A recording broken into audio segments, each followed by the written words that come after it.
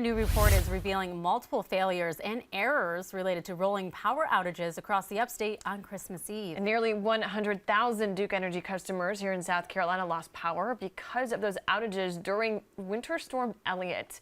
The Office of Regulatory Staff released the report. It found 5 main issues. It says Duke Energy underestimated power demand. Multiple plants were either unavailable or stopped working. Power purchases from neighboring companies were not delivered as expected. Generation from contracted utilities also failed. And software that was supposed to keep the outages under an hour, they all failed. Officials presented the report to the Public Service Commission this morning. The report found that in one case, a door at a plant was left open, which actually exposed equipment to cold air and caused it to fail. The report also says that Duke Energy models did not accurately predict how much the demand would be and then failed to respond as the demand went up. Duke says it's because something like this had never happened so early in the winter. But the report also noted the part of the problem, the failures of several plants. You said a couple of times that the companies would have been better prepared later in the winter.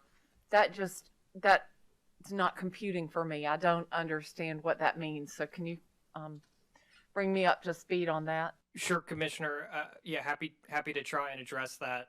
I think the reality is, one, as I said, this is the earliest these peak load levels had ever occurred in Duke's territory. So they're, in terms of their historical experience, they're always have in the past been ready to tackle these sorts of events, and primarily in January and February.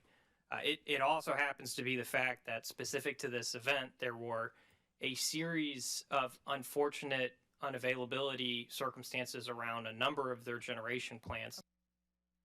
Now, the report also found while there were circumstances outside of Duke's control, there is room for improvement.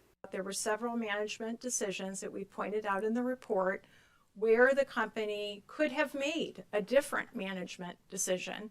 We've encouraged them to look at that and make improvements. Another issue was how Duke Energy communicated the rolling outages to its customers. The report alleges Duke Energy waited about an hour to inform customers of what it was doing. Duke says it can't commit to notifying customers before those rolling outages start, but they say they're working on an alert system for that.